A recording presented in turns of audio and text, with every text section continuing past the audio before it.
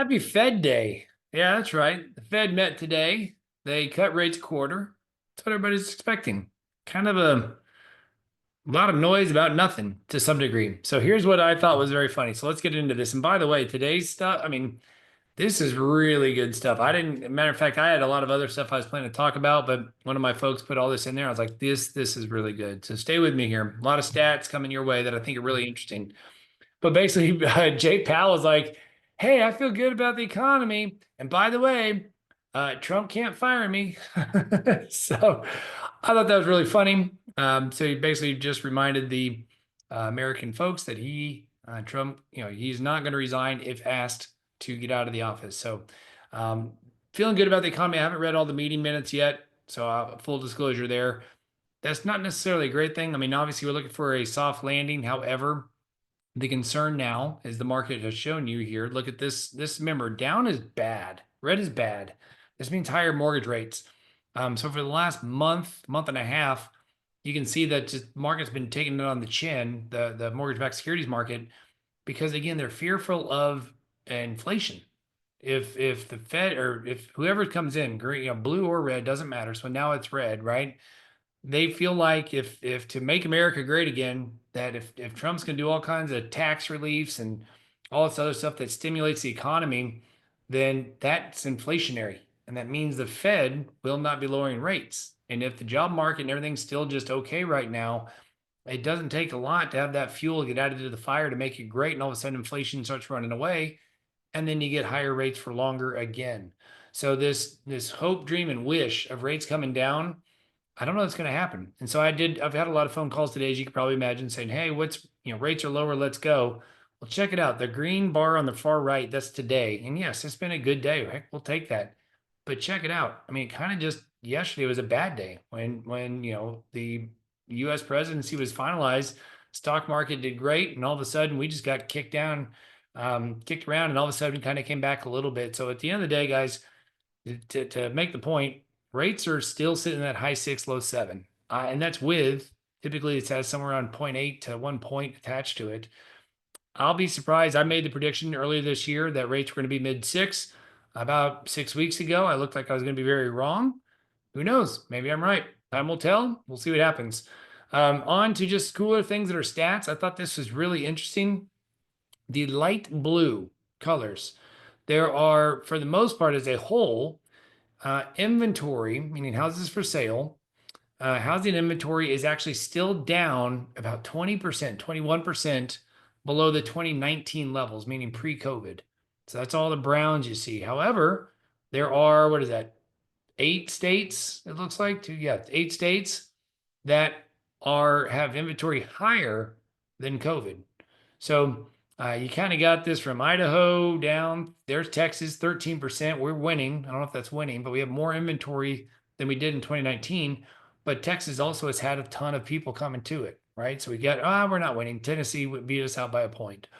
So all this to say, I just thought this was really interesting to where look at just shoot, Michigan and Illinois. I mean, there are some big numbers as far as where inventory is. New Jersey, these are 40, minus 46, minus 61, like a real inventory shortage. That is crazy to me. So that just tells you supply and demand is going to kick in. And again, prices I don't see coming down. And we're going to talk more about that here on this slide. Why is that? The average buyer age is now 44 for millennials. And there's a few more coming up here on the next few slides. It's just basically that the buyers are getting older, meaning less of the young people are buying. So the ages are going up. Majority of first-time home buyers. That's the next slide. Let's see, we got 43% of buyers are located in the South. So it means like literally 40%, almost 43, almost 50%, almost half the buyers are buying in the South. And by the South, they don't mean the Southwest, they mean the South, which is crazy. 46% of home buyers have household incomes of over 100 grand.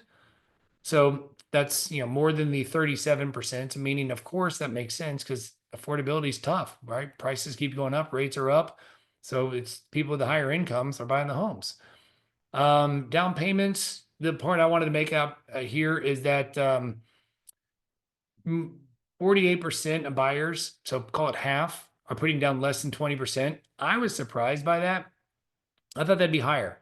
So just to be very clear, if you're not sure of this, you can buy a house with very little down. There are some programs that allow zero, some allow 3.5, 5%. So in this case, it's interesting that 50% of the people have 20% or more to put down. I thought that was really wild. Some other pieces here. We got, what do people consider important? So some of these stats are stupid. Like 83% of people prioritize homes with air conditioning. Like, yeah, please, especially in Texas. Um, the other stats here, climate risk, all that, I had no idea. 73% consider flood risk, wildfires, and extreme temperatures. I guess, but that to me seems like just so concentrated, like a California or maybe the Florida's for the hurricanes. But apparently, 73% of all shoppers are thinking that way. So that was interesting to me. And in terms of, I heard this stat, there are $17 trillion of equity, of home equity that exists in America today, and that's people with mortgages.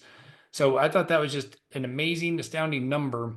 And apparently, just in the third quarter of this year, 48 billion of home equity was tapped.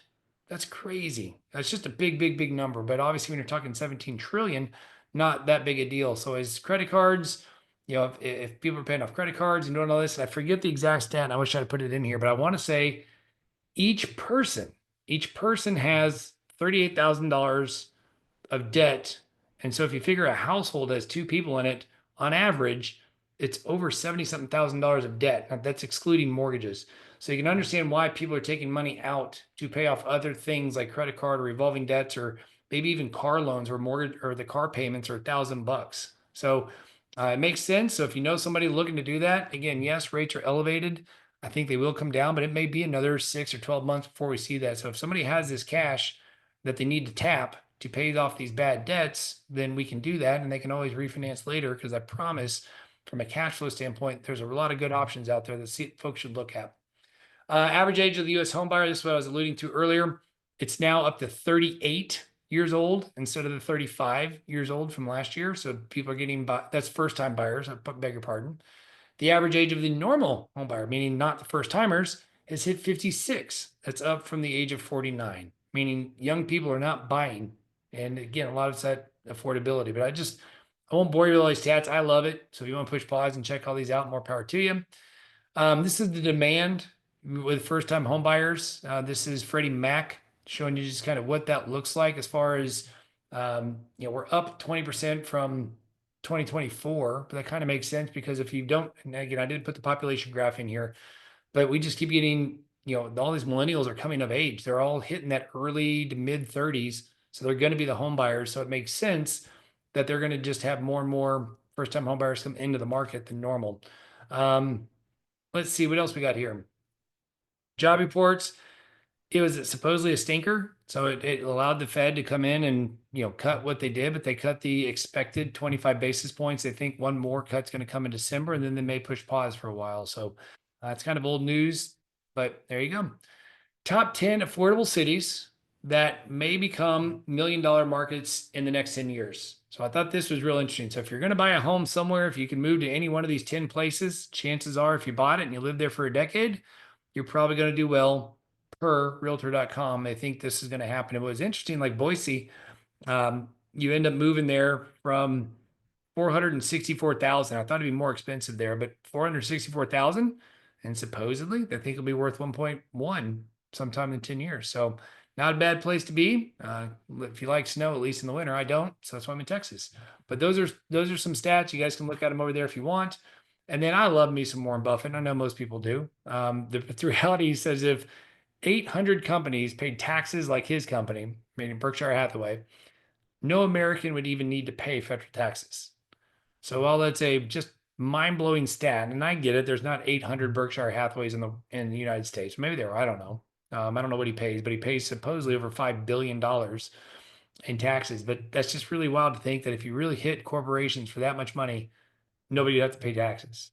Wouldn't recommend it because obviously they got to pass the cost to us. Be inflationary is what it is, but I just thought that was fun. And then lastly, our meme of the week, which is so true, is just the last few weeks waiting for the election to be over. That's probably how everybody feels, but the reality is the mortgage world got real quiet the last 4 to 6 weeks leading up to that election. So We'll see if that changes, but right now I think a lot of folks are just kind of wait and see, and we'll see how the holiday season ends up faring for us. So time will tell. As always, please, please, please, share, subscribe, like, all the fun stuff. I know it's a lot of, this was a data heavy day, stats heavy day, but I enjoy it. I hope you do too. If you don't, we'll put more fun stuff in next week. But enjoy your weekend, and let us know if we can help anybody you know. Have a good day.